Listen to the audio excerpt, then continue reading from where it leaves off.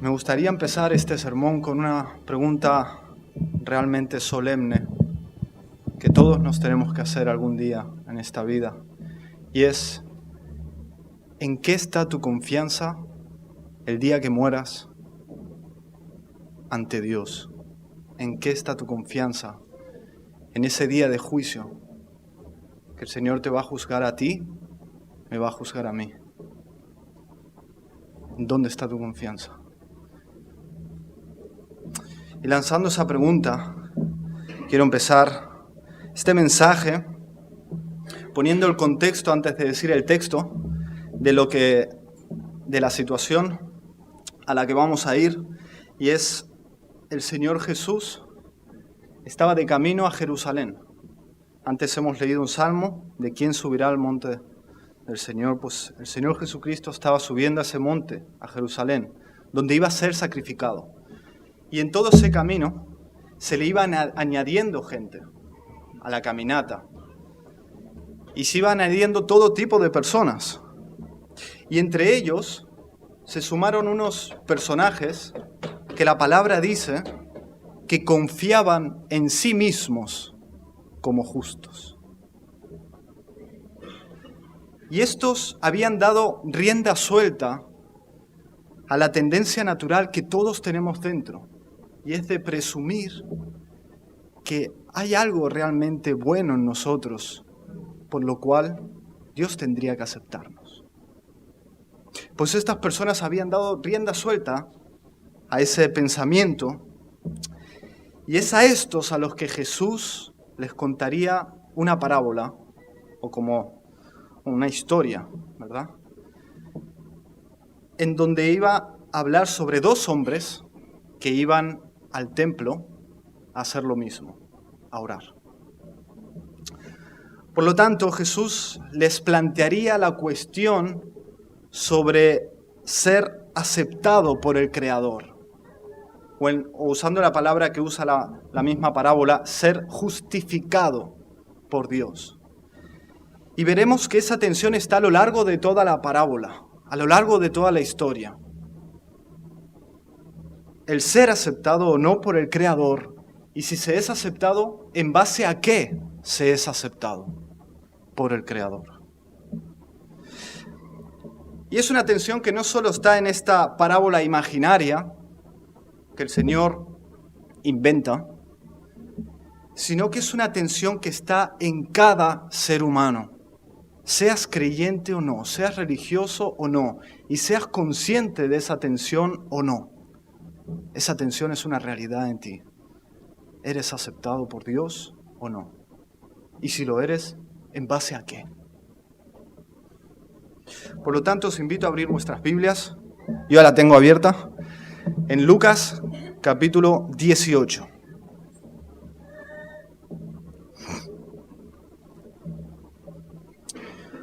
Y vamos a leer Lucas, capítulo 18, los versículos que van del 9 al 14.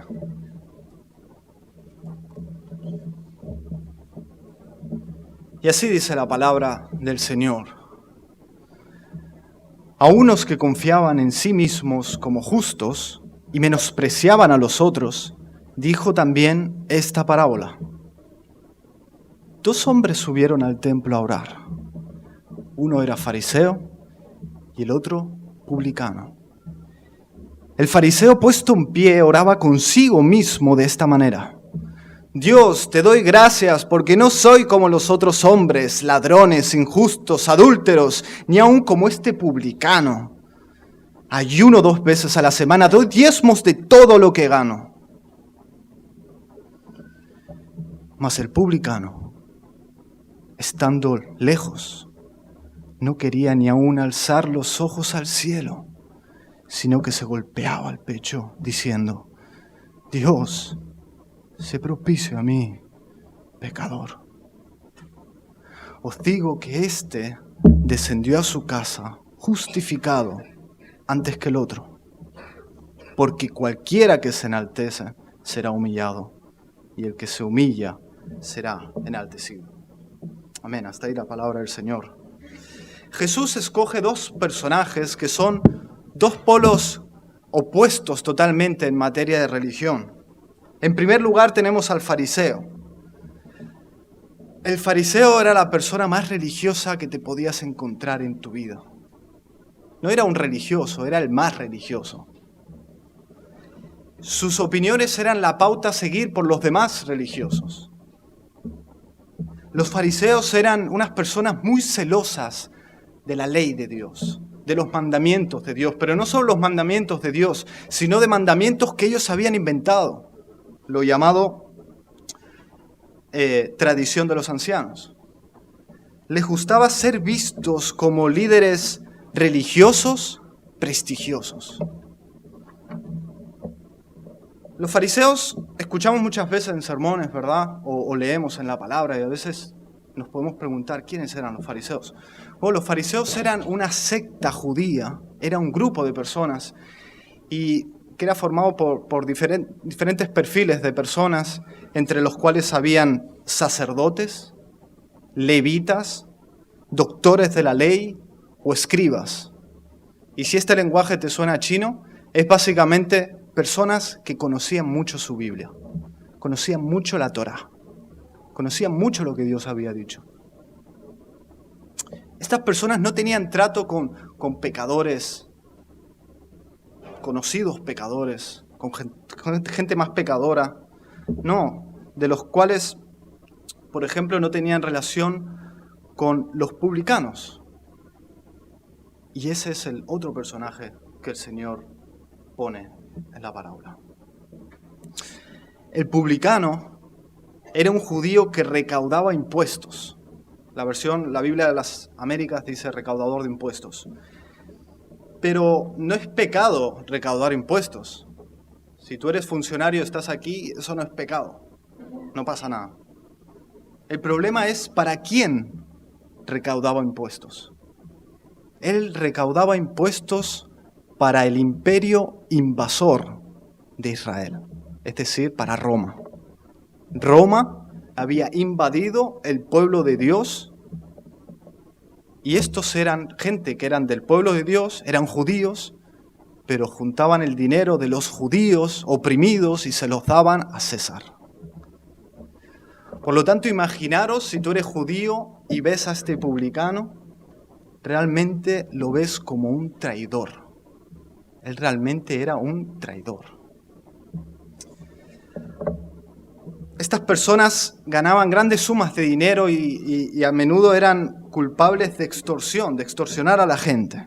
Eran tan abominables ante los demás que Jesucristo incluso fue cuestionado por tan solo comer con publicanos. Por lo tanto, el Señor nos pone aquí a dos personas. Tenemos al fariseo, que era un crack religioso, y tenemos a este publicano que tenía una reputación realmente tóxica. Por tanto, es aquí donde inicia la parábola. Con estas dos personas en un templo, iban a hacer lo mismo, a orar. Pero Jesús va a mostrar a estos que confiaban en sí mismos, porque recordemos en todo esto que les estaba hablando unas personas que confiaban en sí mismos como justos, pues a estas personas Jesús les va a mostrar una diferencia entre el publicano y el fariseo, pero una diferencia mucho más trascendental. Nosotros vemos lo externo, es lo más fácil de ver, pero Jesús va a pillar lo interno y lo va a sacar a la luz y va a mostrar algo muy importante para esas personas, pero para ti y para mí que estamos hoy aquí escuchando la palabra del Señor. Iremos viendo esa diferencia a medida que examinemos sus oraciones. Hay dos oraciones, por lo tanto vamos a examinar una por una. Y vamos a empezar, ahí la tienen, la oración del fariseo. Podríamos recalcar muchas cosas de la oración del fariseo, pero hay una cosa que es un aspecto esencial, que es el que vamos a detallar ahora, y es que la oración del fariseo es una oración centrada en sí mismo. Es una oración que revela que este hombre descansaba en sí mismo solamente. Su confianza y su esperanza estaba en Él mismo, en lo que Él era y en lo que Él no era, en lo que Él hacía y en lo que Él no hacía. Es una oración, fijémonos, una oración sin humildad, una oración con aires de superioridad moral. Fijémonos lo soberbia que es su oración, que Él divide a toda la humanidad en dos grupos. Fijaros, está el grupo de los demás hombres, que son pecadores, y el otro grupo es Él.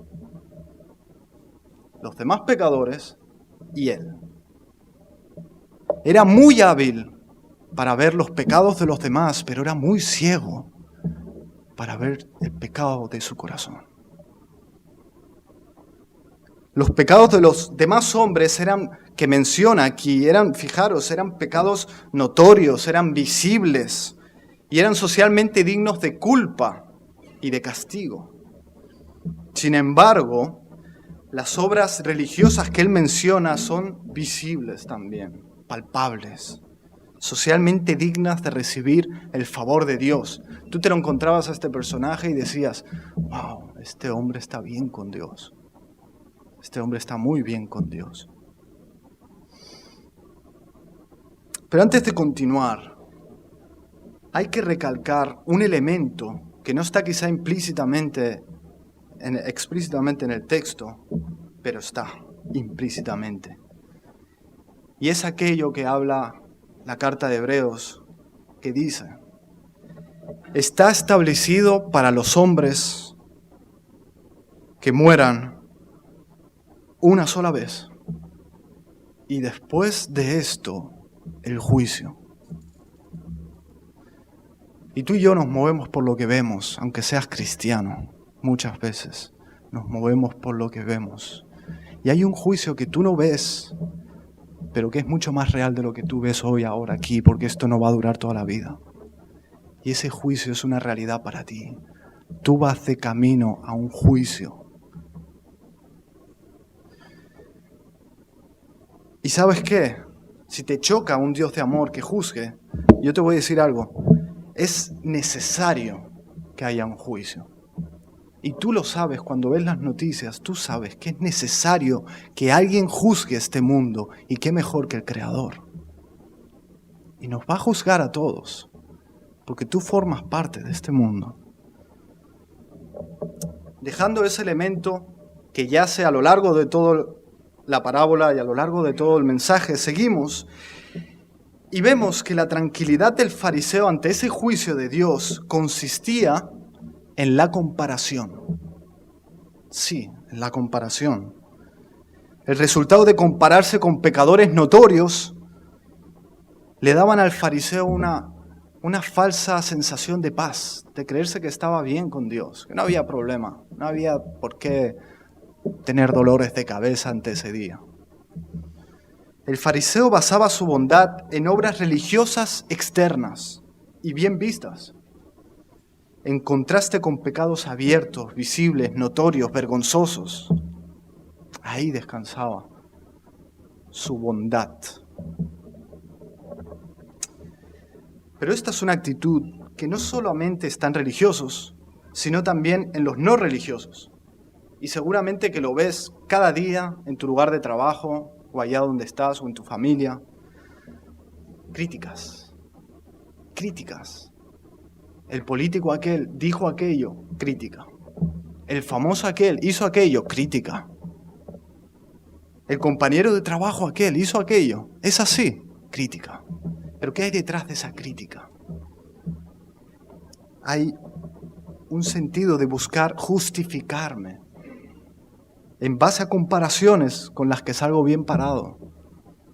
Yo no hago eso. ¿Cómo puede decir eso? Es como que sin querer o queriendo, pero sutilmente estamos queriendo decir que yo no soy como él. Yo no soy así. No me mires así como él, yo no soy así. Y así gano una buena reputación y que todos piensen bien de mí. Pero veamos las buenas obras, con las que este fariseo, de las que se jactaba este fariseo. Fijaros, lo dice ahí el texto. La ofrenda y el ayuno. La ofrenda y el ayuno. Por la ley, en el Antiguo Testamento estaba estipulado que lo que se diezmara fuera el trigo y el fruto. El trigo y los frutos. Pero fijaros que este hombre dice que diezmaba todo lo que ganaba. Es decir, más de lo que estipulaba la ley en el Antiguo Testamento. Fijaros que también había, por norma, en la ley hebrea, un día solo de ayuno obligatorio, y era el día de la expiación. Pero este hombre ayunaba 2 días a la semana. O sea, mucho más, muchísimo más. ¿Qué estaba haciendo este hombre al hacer esto? Estaba queriendo mostrar su nivel espiritual ante los demás. Estaba entrando en una competición con los demás religiosos. Pero hay algo mucho más peligroso que estaba haciendo este hombre. Este hombre estaba queriendo poner a Dios en deuda consigo mismo. ¿Cómo en deuda consigo mismo? Bueno, sí, era como si él estuviera diciendo, como yo no soy tan malo como aquel, y además cumplo la religión, Dios me debe su favor. Dios me debe su aceptación. Yo tengo el derecho de que Dios me acepte, de que Dios me ame, porque me lo gané. Fijaros lo horrible que es ese pecado. Horrible, cuando uno lo examina. Porque no solo no enaltecía a Dios, sino que lo ponía a Dios como su deudor, como alguien que tenía que servirlo, porque Él se lo había ganado. Horrible, horrible pecado. El Antiguo Testamento enseña que el ayuno debía ser para Dios y no para uno mismo. Eso lo dice Zacarías capítulo 7, versículo 5. El ayuno era un medio de humillación, una herramienta dada por Dios para enfocarse uno en Dios, para ver su grandeza, para ver su majestad, en contraste a nuestra pequeñez, en contraste a nuestra pecaminosidad. Era un medio para santificar a Dios en el corazón, para contemplarlo, adorarlo y exaltarlo. Sin embargo, este hombre, ¿qué hace? Usaba el ayuno como un medio de exaltación de él mismo ante los demás.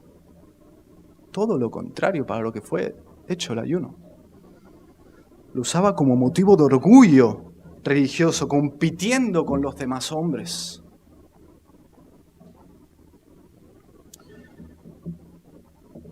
¿Qué es una de las cosas que estamos viendo hasta aquí? Estamos viendo el peligro del autoengaño. El peligro del autoengaño. Detrás de una buena obra como dar gracias, porque empieza dando gracias a este hombre, y tú lo ves y dices, ¡wow! Da gracias a Dios. Detrás de una buena obra como dar gracias a Dios, se camuflaba un pecado de orgullo tremendo. Tremendo. Y esta es una advertencia de que detrás de cualquiera de nuestras buenas obras externas, ir a la iglesia, ofrendar, ayunar, portarte bien, no decir malas palabras, no pegar a nadie, no vestirte así, no hacer esto, no hacer lo otro, se puede esconder un orgullo tan grande que Dios rechaza eso totalmente.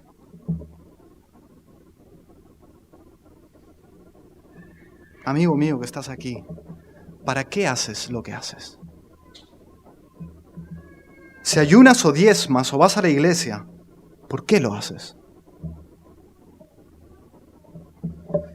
Si no robas, si no te airas y no dices malas palabras o no haces cosas vergonzosas como los demás hombres, ¿por qué lo haces? O mejor dicho, ¿para quién lo haces? ¿Para quién haces lo que haces? ¿Para Dios o para tu reputación espiritual?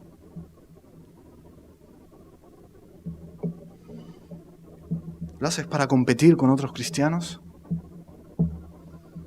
¿Haces todo esto para estar confiado y tranquilo que si un día te llama Dios al juicio,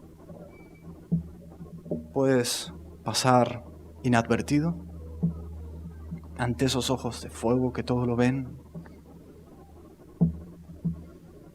Es decir, haces lo que haces para alimentar la confianza en ti mismo. ¿Lo haces por eso? Vemos lo que hay en la oración, pero veamos lo que no hay en la oración de este fariseo.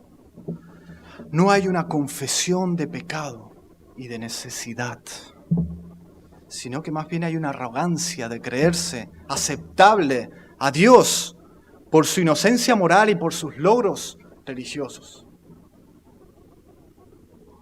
Este hombre pensaba que no tenía necesidad de arrepentirse profundamente de sus pecados, como aquel malvado, notorio pecador llamado publicano. No, yo necesito eso. Eso él porque él es así. Yo no. Yo estoy bien. Más bien el fariseo parece que hasta le esté diciendo a Dios que Dios lo tendría que aplaudir a él por ser un creyente tan ejemplar. Pero a todo esto, nada habla de su amor a Dios, ni de la alabanza debido a su nombre.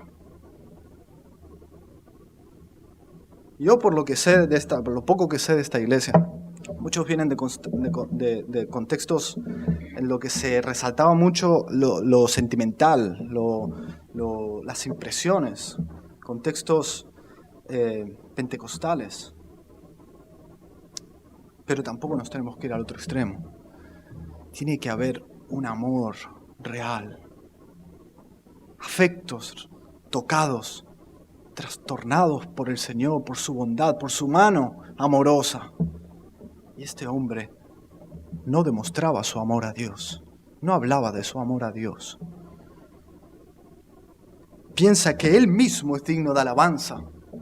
Fijaros, es una oración, es un personaje que sería ejemplar para todos aquellos que predican la autoestima.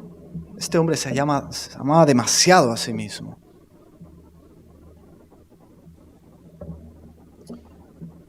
Vemos que este hombre estaba tan ensimismado que ni siquiera su oración iba a Dios, esa oración iba a él mismo. Por lo tanto, técnicamente no lo podemos llamar oración. La Biblia de las Américas, en el versículo 11, lo traduce que oraba para sí. Y esto nos indica que no había en este hombre, y quiero que escuches bien, no había en este hombre una conciencia real de un Dios real. No había. Aseveraba, como todo fariseo, la creencia en Jehová, pero en su intimidad y en su conciencia no había Dios. Estamos ante un estado peligroso. A este hombre lo escucharías hablar de Dios, te explicaría los milagros que había hecho, te explicaría que Él es el creador, que Él es el que todo lo sostiene, te diría que Él es el proveedor, el que provee para todos los días. Él te lo diría todo eso. Pero este es un perfil de persona que si le preguntaras, ¿necesitamos a Dios? Él te diría, sí, claro que necesitamos a Dios. Yo necesito a Dios. Todos necesitamos a Dios. Pero este hombre en su corazón no creía que necesitaba a Dios. Él no creía que necesitaba a Dios. Eran palabras aprendidas. No creía que necesitaba a Dios. Él pensaba que podía vivir sin Él realmente. ¿Qué nos dice Hebreos capítulo 11 sobre la fe? Dice, sin fe es imposible agradar a Dios. Y fíjate lo que dice aquí, porque es necesario que el que se acerca a Dios crea que le hay. Crea que le hay. Y este fariseo oraba consigo mismo porque no tenía esa fe. esa fe salvadora. Por lo tanto, estamos ante un hombre que no conocía a Dios. Conocería mucho acerca de Dios, pero no conocía a Dios. Por lo tanto, extrapolándolo un poco a nuestro tiempo, a este lado de la cruz, tenemos aquí un hombre que hacía mucho tiempo que conocía su Biblia. Tenemos aquí un hombre que desde pequeño había sido enseñado en las cosas de Dios. Tenemos un hombre que externamente era correcto comparado con la mayoría. Tenemos un hombre que no era injusto con nadie, no se acostaba con quien no debía, no estafaba, ofrendaba y ofrendaba más que el diezmo y hacía incluso ejercicios aparentemente espirituales y a menudo. Pero no tenía a Dios. Él tendría un Dios hecho a su imagen, inventado por él en su imaginación, pero no era el Dios de la Biblia. No conocía a Dios porque su confianza ante el juicio venidero no estaba en Jesucristo, sino en la buena racha que había llevado últimamente y en lo bien que salía comparado con los demás hombres.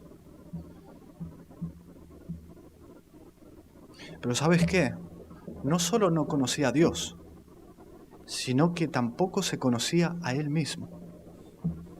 Él tenía una imagen de él mismo muy ilusoria. La visión que tenía de él mismo no le provocaba ninguna preocupación, no le daba ningún dolor de cabeza. Estaba cómodo y bien consigo mismo. Este hombre estaba bien consigo mismo porque en medio de su búsqueda de buena reputación religiosa, no venía con honestidad ante la palabra de Dios para ver la verdadera cara del pecado que había en su corazón. Hoy en día estamos pasando a nivel mundial.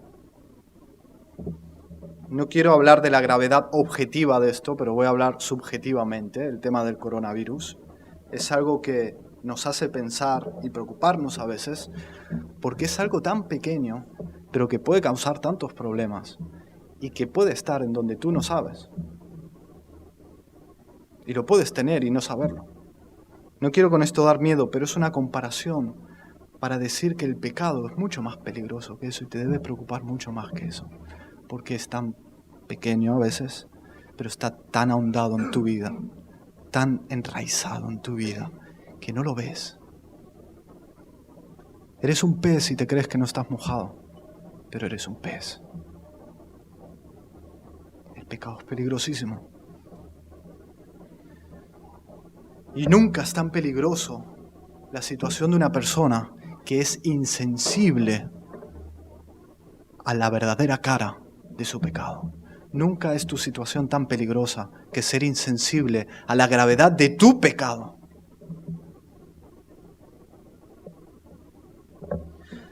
Hasta aquí el fariseo. Pero ahora vayamos al publicano. Analicemos la oración del publicano. Míralo allí, a cierta distancia, sin ni siquiera levantar sus ojos al cielo, golpeándose el pecho, rogando a Dios que fuera propicio de él, pecador. El fariseo vino para cumplir al templo. El publicano vino por necesidad al templo. Y en el publicano había un verdadero deseo de acercarse a Dios. Un honesto deseo de acercarse a Dios, pero a la vez era consciente de la gravedad de su pecado y de la santidad de Dios, a tal modo que él estaba a cierta distancia, dice el texto.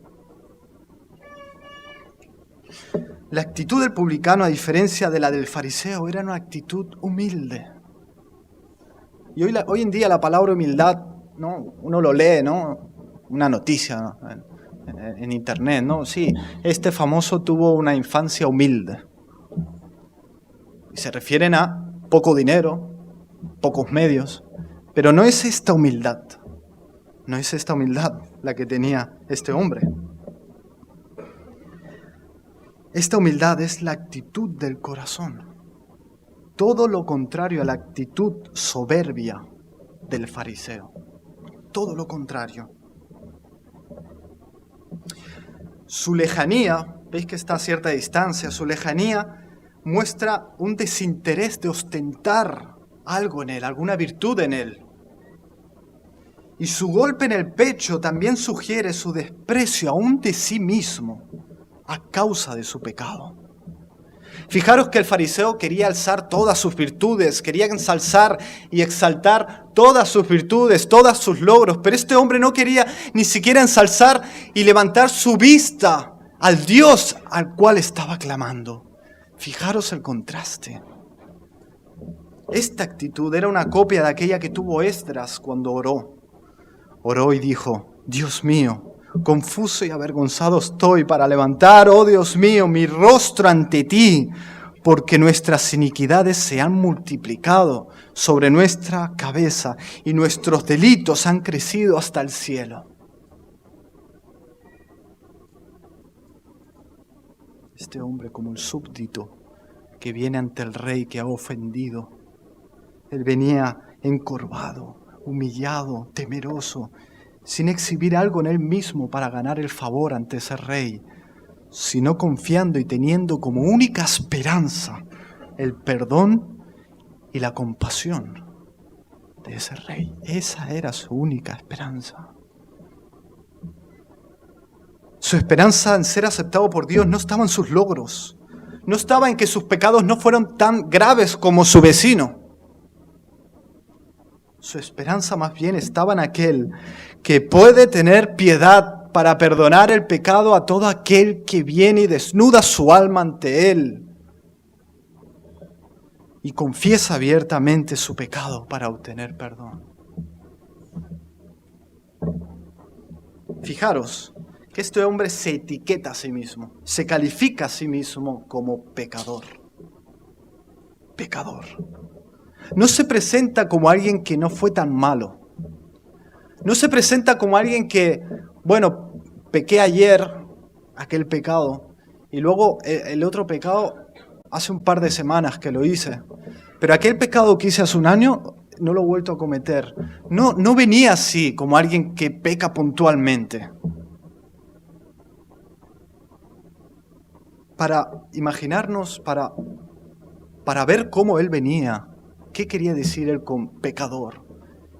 Imagínate una laguna, un lago, pero no de agua, sino de crudo. Crudo, lo que vierte los barcos cuando tienen un accidente, los petroleros. Crudo, eso negro, asqueroso. Tú ves todo eso, imagínate que vas un día con tu hijo a pescar ahí, te pones a pescar y sale un atún buenísimo, de estos grandes, pero está totalmente negro. Puede costar mucho en el mercado, pero esto no vale nada, porque está totalmente contaminado. Y así es como él venía ante Dios. Él reconocía que él era pecador. Todas las buenas obras que pudiesen salir de su corazón negro no valían nada, absolutamente nada. Nada. Por muy bonito que pareciera, todo él era negro, como ese crudo. El publicano no echaba las culpas de su bancarrota moral a nadie más que a ese corazón suyo que golpeaba, reconociendo así que ese corazón debía ser golpeado por Dios. No buscó calmar su conciencia culpable echando las culpas de sus pecados a los demás. No, eso fue mi infancia, tuve una infancia muy dura. No, eso fue aquella persona que me hizo esto, me hizo aquello. No, él no echaba sus culpas a nadie más. Vemos, por tanto, un hombre abrumado por su pecado. Y un comentarista llamado Ryle dice, se golpeaba el pecho como alguien que sentía más de lo que podía expresar. Pero en sus breves palabras él sintetiza a la perfección su ruego. Él dice, Dios, sé propicio a mí, pecador. Y algo que vemos aquí, la manera magistral que el Señor Jesucristo explica esto, y nos da a entender que este hombre estaba sufriendo. Había dolor en su corazón. Y esto nos enseña algo muy importante. En el arrepentimiento bíblico verdadero hay dolor, hay sufrimiento. Y tú me dirás, sí, bueno, sí, claro. No, claro no.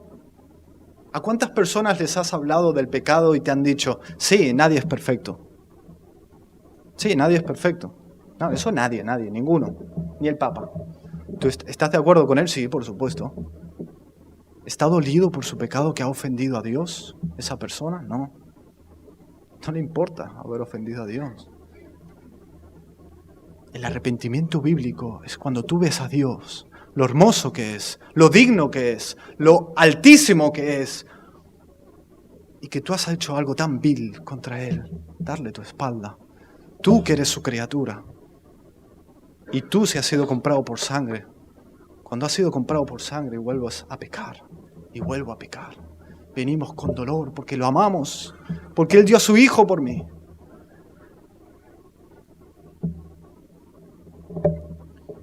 Pero, ¿qué era? Y quiero lanzar esta pregunta. ¿Qué era realmente lo que provocaba en este hombre, en este publicano, esta actitud? ¿Era que acaso él era más pecador que el fariseo? No, no era eso. Ambos eran culpables ante Dios, ambos eran culpables. Pero el publicano era consciente de la gravedad de su pecado. ¿Y cuántos evangélicos fallan aquí? ¿Cuántos? Conocemos el Evangelio, ese amor, ese Dios de amor, precioso, hermoso, compasivo, lento para la ira. Pero eso a veces nos lleva a un extremo de no ver al pecado como es, como lo grave que es. Es grave. Aunque seas cristiano y has sido limpiado por la sangre del Señor y sepas que el pecado que vayas a cometer mañana va a ser perdonado, aunque sea eso verdad, el pecado es grave. El pecado es grave. No es juego. Iglesias destruidas. Cristianos salvos, sí, pero vueltos atrás y llevados a un punto horrible. El pecado es horrible, pero sobre todo porque es un pecado, una ofensa a Dios. Tú y yo, si somos cristianos, pecamos contra más luz que el que está afuera y no conoce la palabra de Dios. Pero siguiendo la pregunta, ¿cómo vino esa conciencia de esa gravedad del pecado a este hombre? Vino por una comparación también, pero no con compararse con los demás, sino que él vino con su pecado a la luz de la santidad de Dios, a la luz de la palabra de Dios. Y en esa comparación, él realmente vio el color verdadero de su pecado. Sin luz no hay colores. Sin luz no vemos. Si esto estuviera totalmente oscuro, no sabemos ni que esto es azul, ni que eso es negro. No lo sabemos. La luz es lo que revela. Y la luz es lo que reveló a este hombre. Y la luz es lo que nos revela a nosotros. Ese pecado que está ahí camuflado en tu vida. Fijémonos que tanto los pecados como las obras religiosas descritas por el fariseo son todas acciones externas. En cambio, el publicano golpea y apunta a su corazón porque sabe que no son sus acciones la causa. La causa es su mismísimo corazón pecador.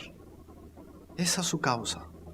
Y mientras el fariseo tenía una visión de él mismo que no le causaba ningún dolor de cabeza, este publicano, cuando vino ante el Dios 3 veces santo, él se vio 3 veces pecador. Pero no se detuvo allí. No se detuvo allí. No se quedó contemplando tirado en el suelo su pecado. Él vino reconociendo que merecía el castigo, pero lo confesó. Lo confesó a aquel que le podía librar de eso a Dios mismo. Por lo tanto, hemos visto estos dos personajes, hemos visto estas dos oraciones, y ahora en último lugar veamos los dos resultados que vemos en esta parábola. Y el primer resultado es hermoso. Vemos a ese publicano como ese hijo pródigo, que estando lejos, pero viniendo a Dios, volviendo a su Padre, el Padre lo ve de lejos. Y si tú has venido hoy aquí así, el Padre te ve. Te ve aunque vengas del lugar más sucio, Él te ve. Porque vienes a Él. Y Él viene a ti. Y Él no desprecia un corazón contrito y humillado. No lo desprecia porque Él ama a quien viene así. La palabra que dice aquí nuestra parábola es la palabra justificado. ¿Pero qué significa justificado? Pues bien, significa ser declarado justo por un juez. Pero esto no se debe confundir con otras religiones, como por ejemplo la católica, que es que Dios te va haciendo justo. Hoy eres un poco más justo, mañana eres un poco más justo, y así vas subiendo de nivel hasta que llegará un día en el que Dios te va a aceptar, te va a amar y te va a recibir en su reino en el cielo. Acabo de escribir la mayoría de las religiones, por no decir todas.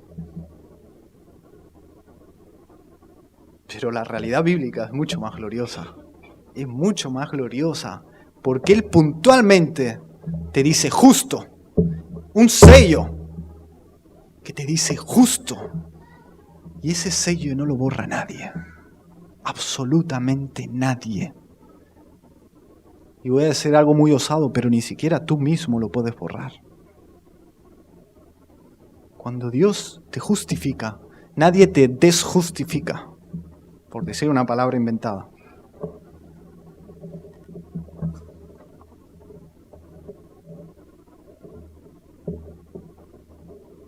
Y no se trata solo de que Dios te declara inocente, sino que Él te declara justo. Es diferente. Inocente es no haber hecho lo malo. Eres inocente. Pero justo es haber hecho lo bueno. Haber hecho lo bueno. Y no haber hecho lo malo, por supuesto. Así es declarado por Dios. Y es interesante que la palabra en el original de propicio, se propicio a mí, esa palabra de propicio, no solo implica una reconciliación, sino que implica una reconciliación entre las dos partes que apunta a una reconciliación por medio de una ofrenda o de un regalo o de un sacrificio. El publicano le pedía a Dios que le fuera propicio. Pues bien, amigos, la extraordinaria noticia del Evangelio es que Dios proveyó un sacrificio, un regalo. ¿Qué nos regaló? Nos regaló al Señor Jesucristo. Nos regaló al Señor Jesucristo, pero ¿qué más concretamente nos regaló? Nos regaló la justicia de Cristo. Es como esa prenda que uno se pone y ante Dios ya somos justos, porque Dios me ve vestido de la justicia, la bondad, la perfección de Cristo. Dios me ve así. ¿Qué significa la palabra imputar? Otra palabra que quiero añadir, porque es muy importante. Bueno, a veces vemos las noticias, ¿no? A este hombre se le imputó el delito de haber robado un banco. ¿Qué quiere decir? Que se le atribuyó la responsabilidad del delito. A ese hombre se le atribuyó, él es culpable de ese delito. Pues bien, Dios nos imputa la justicia de Cristo. Se nos atribuye una justicia perfecta ante Dios, de manera que ya no somos tratados por Dios como condenados, culpables, sino, quiero que escuches bien, si eres justificado por Dios, eres tratado y declarado, pero tratado por Dios como esa persona justa, buena. Eres visto por Dios como alguien bueno, tan bueno como Jesús. como alguien justo, tan justo como Jesús, por alguien puro, perfecto, tan perfecto como Jesús. Por eso Pablo decía, nosotros los perfectos. Es que ¿acaso Pablo se creía que él era perfecto en sí mismo? No, él sabía que ante los ojos de Dios, él era perfecto, totalmente perfecto.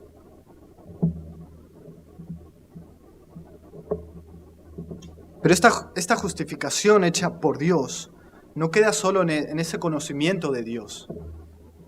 No es que Dios me declara justo y Dios en el cielo, Él sabe que yo soy justo, pero yo me quedo aquí y yo no lo sé.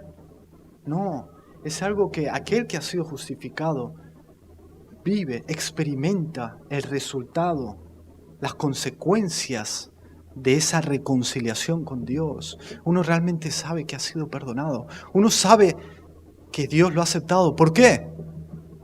Porque entra en el conocimiento de Dios. Conoce a Dios. Una de las palabras que la Biblia usa para hablar de los no creyentes es aquellos que no conocen a Dios. Pero eso no quiere decir gente que venga a la iglesia.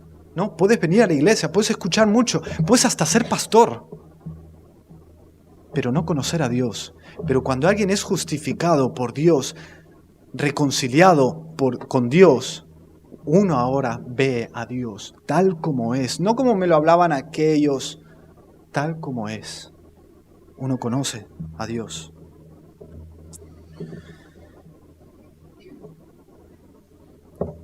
El creerse bueno es algo que está muy ligado con los aplausos, con los elogios. Es algo que está muy ligado a los elogios. ¿Y por qué? Por el orgullo.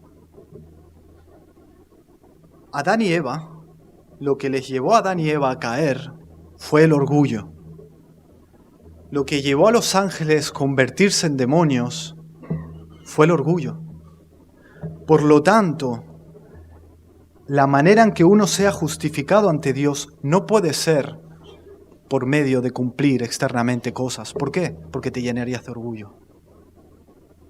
Por eso Dios ha provisto una manera de justificarnos aparte del orgullo, apartada del orgullo. ¿Y cómo lo hizo? Te dio las buenas obras de otro.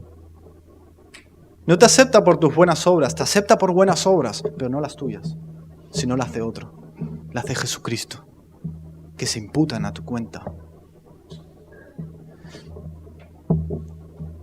Por lo tanto, la salvación y la vida eterna es un regalo de Dios, algo que Dios da al alma. El cristiano, aun habiendo sido justificado en el pasado, puede caer en un relacionarse con Dios en base a esfuerzos propios. Podemos caer en esto. Este mensaje no es solo para no creyentes. Tú y yo necesitamos el Evangelio diariamente. ¿Por qué? Porque el cristiano puede retroceder,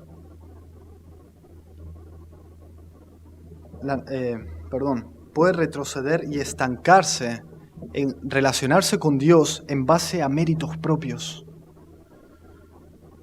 Por lo tanto, necesitamos alimentarnos de la verdad de la injusticia imputada. Tú no eres más aceptado o menos aceptado en base a lo que tú haces. No eres más aceptado o menos aceptado en base a cuánto lees la Biblia o en base a cosas incluso buenas.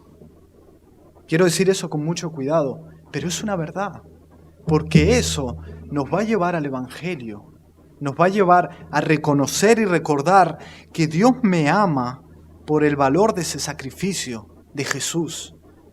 Entonces, cuando yo voy a Él, vuelve a haber gozo, vuelve a haber fuerza para la vida cristiana, partiendo de esa realidad, de esa verdad, de saberse justificado, amado y aceptado por Dios, gracias a Cristo, gracias a su obra. ¿Por qué? Hay un peligro. El legalista confunde la justificación y la santificación. La justificación es algo, como hemos dicho, que es puntual y no cambia. Pero luego está la santificación, que es ir creciendo a la imagen de Jesús, en el carácter de Jesús. Pero cuando tomamos eso como un medio para buscar la justificación, como dice la palabra, hemos olvidado la purificación de nuestros pecados y caemos en un bucle de apartarnos de Dios, porque no hay confianza, porque no puedes venir a Él, porque no llegas.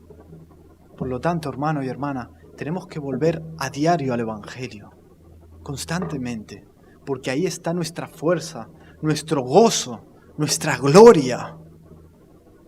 El apóstol Pablo se gloriaba en Jesús, y el apóstol Pablo hizo cosas históricas que otro cristiano no hará, pero él se gloriaba en Jesús.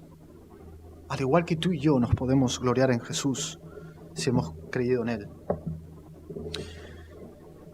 El publicano fue justificado, pero el fariseo no. El publicano se cumplían esas bienaventuranzas. A veces leemos las bienaventuranzas y nos hacemos un poco el lío, pero fijaros qué bien se ven en este publicano. Por ejemplo, por tomar 3, bienaventurados los pobres en espíritu, porque de ellos es el reino de los cielos. Este era pobre en espíritu. ¿Cómo? Él no tenía nada que ofrecer a Dios, era pobre. Pero de él fue el reino de los cielos. Bienaventurados los que lloran, porque ellos recibirán consolación. Bienaventurados los que tienen hambre y sed de justicia. Él no tenía justicia, pero la quería. Bienaventurados, ¿por qué? Porque ellos serán saciados. Y este hombre fue saciado con la mejor de las justicias. El publicano fue justificado, el fariseo no, porque Jehová es excelso y atiende al humilde, pero al altivo mira de lejos. Jesús concluye esta parábola diciendo que esto es así porque cualquiera que se enaltece será humillado y el que se humilla será enaltecido. ¿Y qué hizo el Señor con estos dos personajes?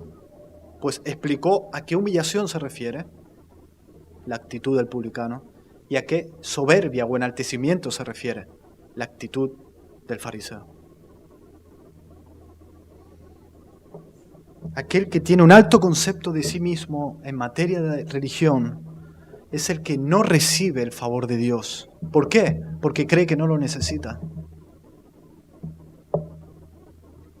En cambio, el que sabe que no es digno del favor de Dios y reconoce que no tiene derecho de ser perdonado, ese recibe la misericordia de Dios. ¿Qué hacía el fariseo con los 10 mandamientos, con la ley de Dios? Bueno, pues él lo usaba para ostentar que él lo cumplía y así tener una reputación excelente. Pero la Biblia nos enseña que los 10 mandamientos y la ley de Dios nos fueron dadas para que veamos nuestro pecado a semejanza de un espejo. Si yo te digo, tienes la cara sucia y no me conoces de nada, pues a lo mejor desconfías de mí, pero luego te vas al baño y te miras la cara a ver. Y el espejo te muestra. Y tú ahí tienes convicción. Es verdad, tengo la cara sucia. Pues la ley hace lo mismo. La ley te muestra que tú eres pecado. La ley hace el trabajo muy parecido a lo que hizo Natán con el rey David. Vino y le dijo, tú eres ese hombre. ¿Recordáis la historia que le cuenta? Dice, tú eres el culpable. Tú. Eso es lo que hace la ley. Te dice, tú eres el culpable. Y Dios nos lleva al punto de vernos culpables, sin esperanza, para que entonces nuestra esperanza esté completa y totalmente en Jesucristo. Él lo hace a propósito. Él lo hace a propósito, para que veamos solo la misericordia de Dios como el único motivo de salvación. Y así lo enseña en Romanos capítulo 10, no hace falta que busquéis, pero Pablo le está hablando a judíos, está hablando de judíos, aquellos judíos que no habían creído en Cristo. Y fíjate cómo los describe. Dice, porque ignorando la justicia de Dios y procurando establecer la suya propia, no se han sujetado a la justicia de Dios, porque el fin de la ley es Cristo, para justicia a todo aquel que cree. El fin de la ley, el fin de los mandamientos es que tú vayas a Cristo. No es un fin en sí mismo, y es lo que hacía el religioso. Si yo me tomo un bus de aquí hasta Mataró, que es donde vivimos con mi esposa y mi hija, el fin de yo subirme al bus es para yo llegar a mi casa. No para quedarme en el bus y ponerme a cocinar ahí, y ponerme a colgar la ropa y a lavar la ropa y planchar. No, o sea, el fin, el objetivo es mi casa. Pues el objetivo de la ley no es la ley, es Cristo. Para todo aquel, para justicia, para todo aquel que cree.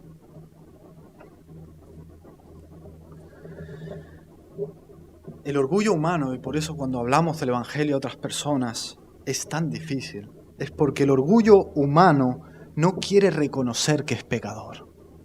No queremos reconocer que somos culpables y que merecemos el castigo de un Dios justo. Pero el que se humilla, el que no se humilla ante un Dios tan bueno en esta vida, el que no se arrepiente para salvación en esta vida, va a ser humillado por la eternidad en sufrimiento hasta el final, y un final que no llegará nunca.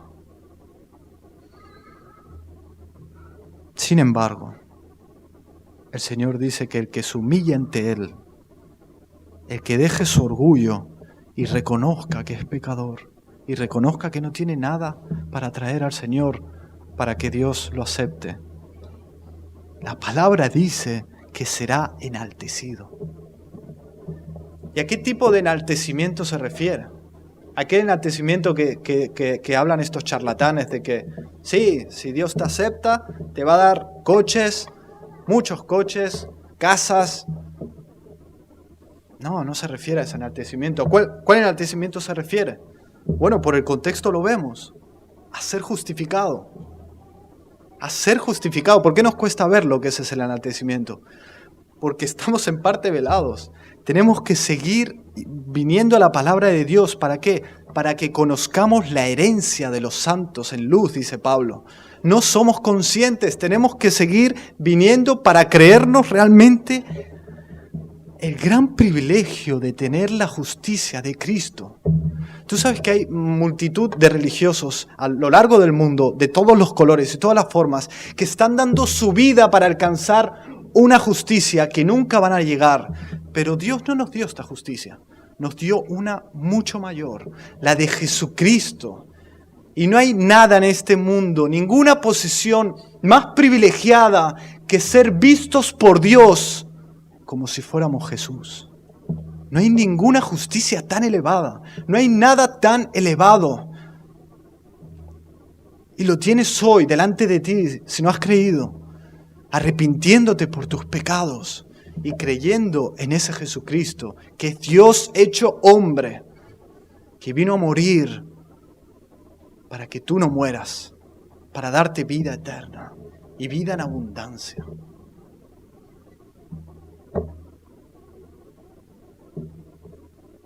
¿Recordáis aquellos 70 hombres que Dios envió a hacer misión, que fueran delante de Él, a hablar a las otras personas?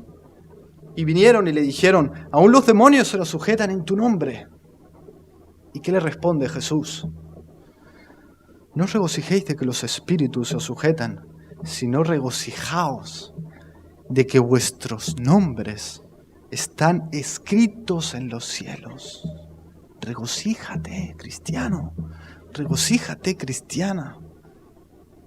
Da igual si no tienes trabajo.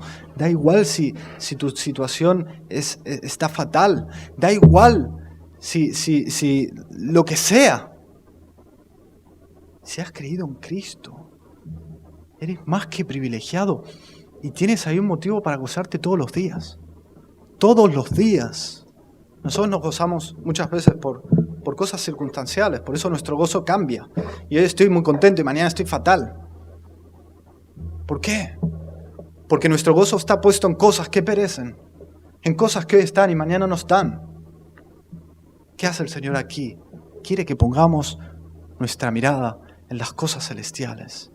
Mira allí, mira ese libro y mira tu nombre ahí escrito. Míralo y gózate.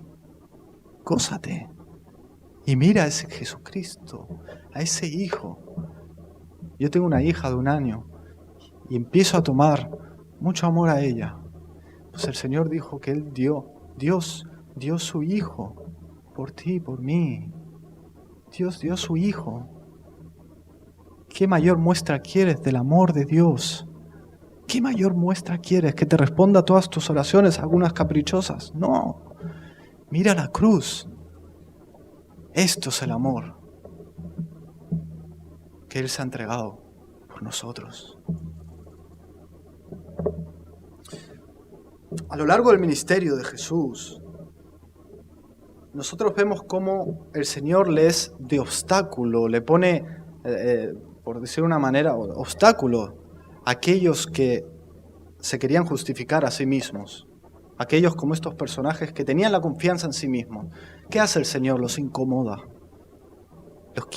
Los incomoda, los obstaculiza de ese camino. ¿Por qué lo hace? A mí también me lo hizo. Yo nací en una familia cristiana, evangélica. Y yo a medida que iba creciendo, pues iba escuchando, ¿no? Desde pequeño, que Jesús ama mucho, que Jesús es muy bueno, que Jesús es el Salvador. Yo lo escuchaba mucho, pero a medida que iba creciendo y aprendiendo a pensar, yo veía que Jesús me ponía problemas en mi camino, porque yo quería ser aceptado por Él, por no pegar a nadie, pero resulta que viene el Señor Jesús y dice, si tú te airas en tu corazón injustamente con alguien, es como si lo hayas matado.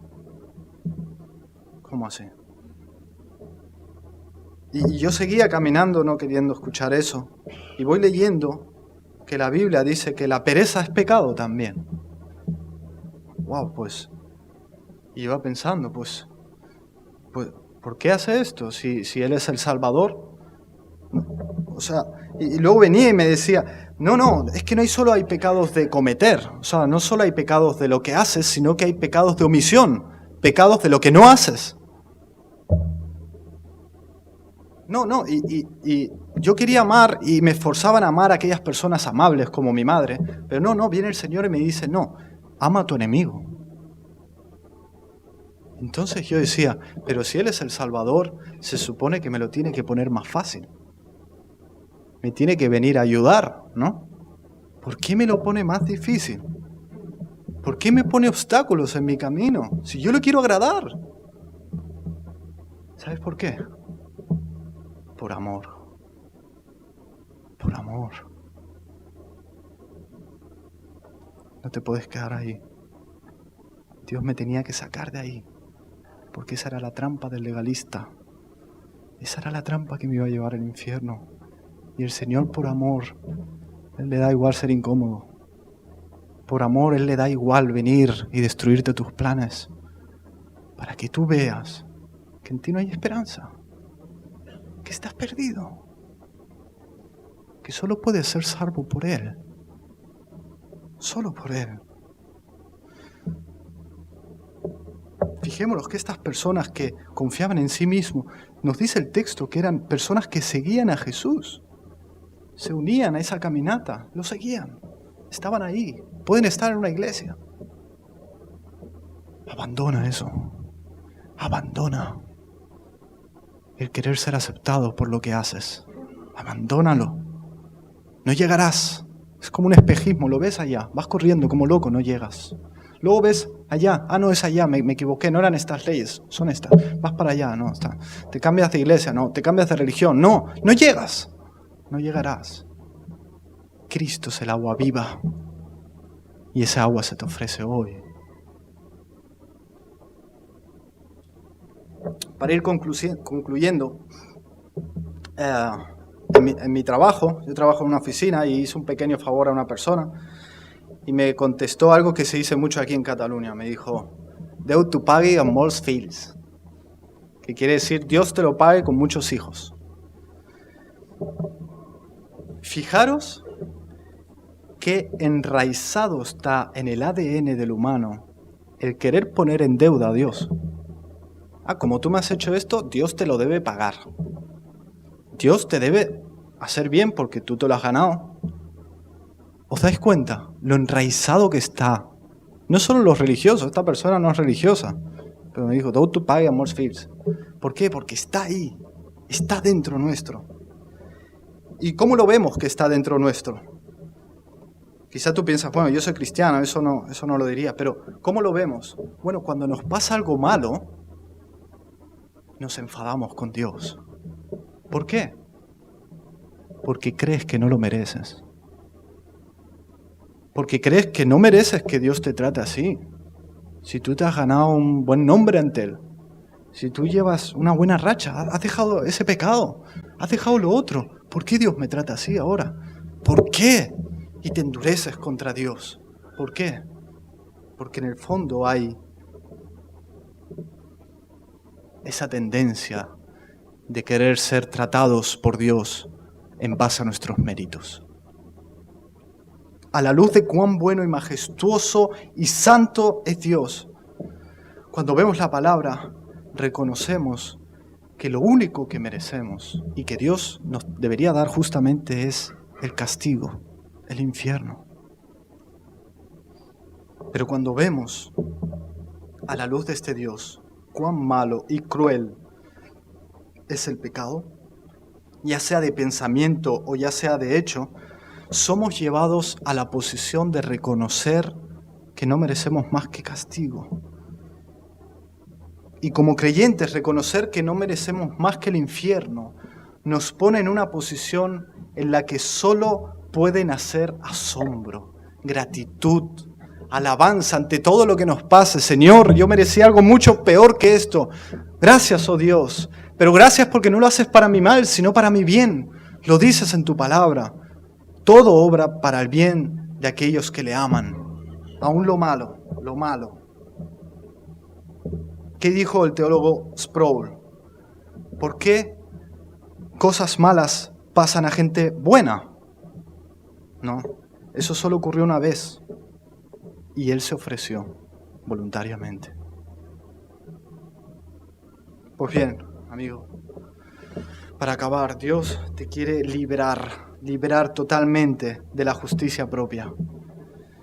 Y no hay nada que podamos hacer para recomendarnos nosotros a Dios mismo. No hay nada. Por lo cual Dios te puede aceptar. Da igual si llevas 30 años viniendo a la iglesia. Da igual si has ofrendado tanto. Da igual si no haces aquel pecado notorio. Da igual si haces esas otras cosas buenas. Da igual si predicas. Da igual lo que hagas. No hay nada que puedas presentar ante Dios para que Él te acepte.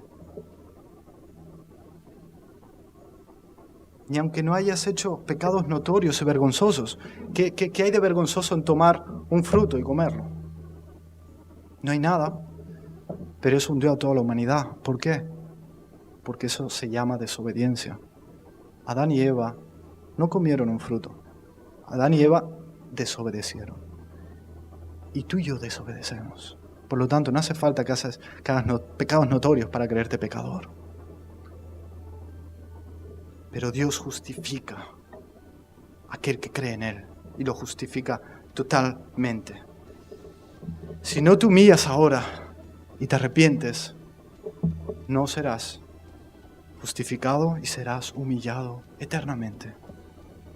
Pero si te humillas, si te arrepientes, si crees en el Señor Jesús, si le das el trono a Él, serás salvo. serás justificado. Y si ya has creído y te has arrepentido, cristiano, debo decirte que debes seguir arrepintiéndote y debes seguir creyendo en este Evangelio, porque es el motor del cristiano, es el motor. Amén. Vamos a orar.